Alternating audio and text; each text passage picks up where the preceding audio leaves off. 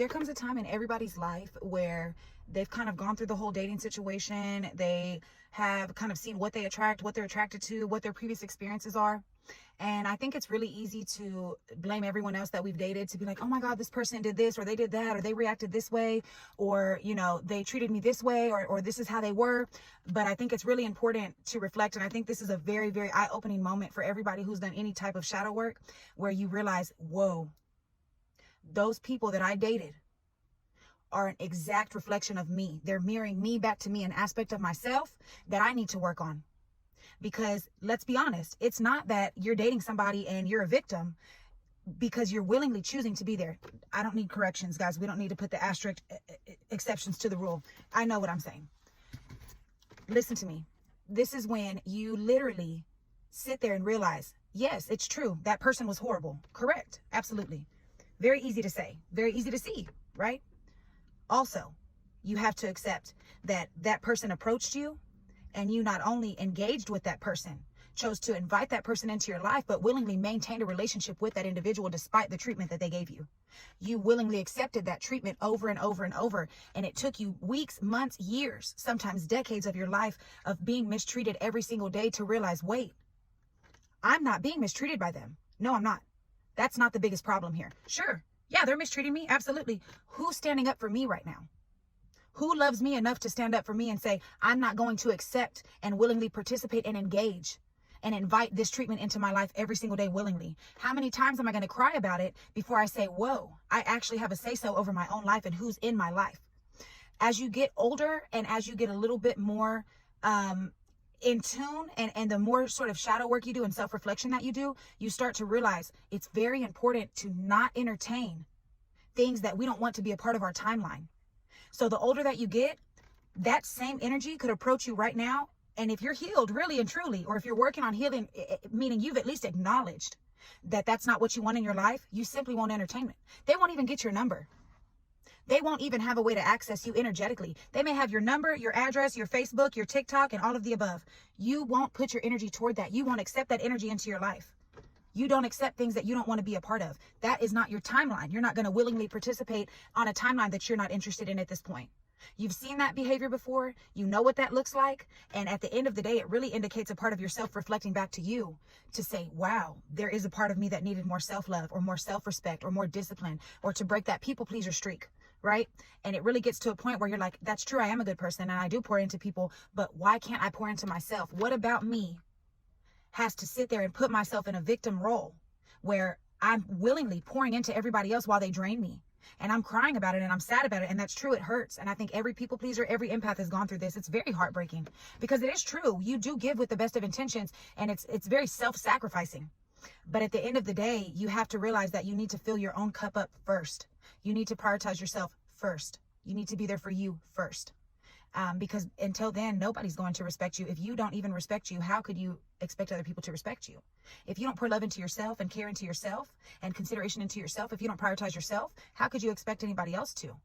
And what we grow to realize is, yeah, that's true. We're very kind, right? But we're very misguided and we're very misinformed when we do things like that. If we can't turn around and take all that love that we've given everybody who's drained us and who we've allowed to drain us, this is not just we're victims. We're willing participants in our own demise. We really have to accept that role.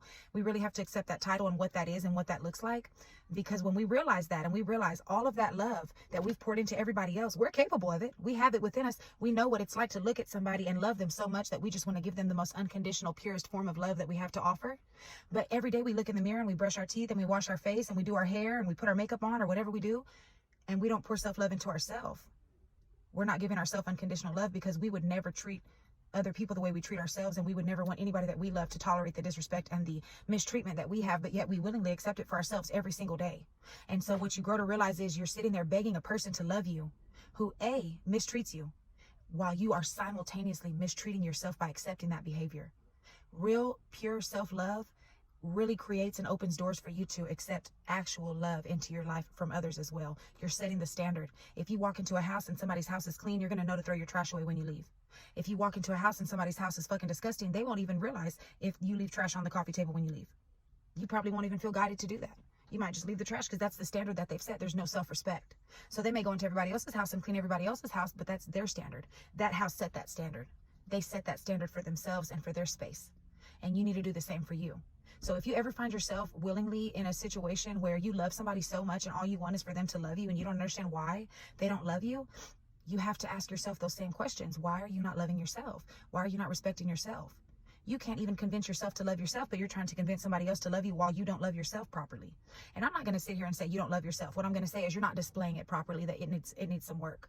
That you need to display the love that you say you have for yourself before you pour into everybody else, because that's a huge indication that there's something missing within you if you feel the need to continuously dump yourself into everybody else and pour yourself into everybody else and overgive and overextend and over serve, but you can't even do that for yourself. So you're trying to convince somebody, hey, I don't even take care of this. I don't take care of me. I don't pour into me, but I'm expecting you to. So I'm going to pour into you while I expect you to pour into me. If you ever find yourself in that situation again, you need to stop and you need to pull back and you need to really self-reflect on, A, what am I teaching myself as far as, do I love myself? Am I displaying that? Do I respect myself? And also, if I really do unconditionally love this person the way that I say I do, would I not be trying to encourage them to have self-love too? Because we're all doing the same thing, just in different ways. You really have to sit there and think about it. And it really is the most eye-opening experience. And I think that's what really leads people to be single for a long amount of time. And I think that sometimes is good. I don't recommend it for everybody. It's not easy, but some people need to just be single for a while until they figure it out and figure out how to love themselves and pour into themselves, because trying to be empty and pour into everybody else and cry your whole life about why nobody is pouring into you in the same way, pour into yourself and then you won't have that problem. Then that's corrected. And then you can approach these relationships with a full cup, from a clean slate, from an even foundation. Right. So you're giving yourself a head start already. You're coming and meeting somebody where they are. Y'all are both fulfilled within yourself before you try to make a connection with the other person. Right. You can't come empty and expect to fill each other up when y'all can't even fill yourselves up. So it's really something to think about. I think that's probably been the most eye-opening thing for me. So I just thought I'd bring that to y'all's attention, because I didn't realize I was doing it at the time. Nobody wakes up and says, I hate myself, so I'm going to go love everybody else and wonder why. It's because something in our childhood, of course, it led us to go down that path of feeling like we had to pour into everybody else while not fulfilling ourselves. And that's kind of what led us here. So just thought I'd share that.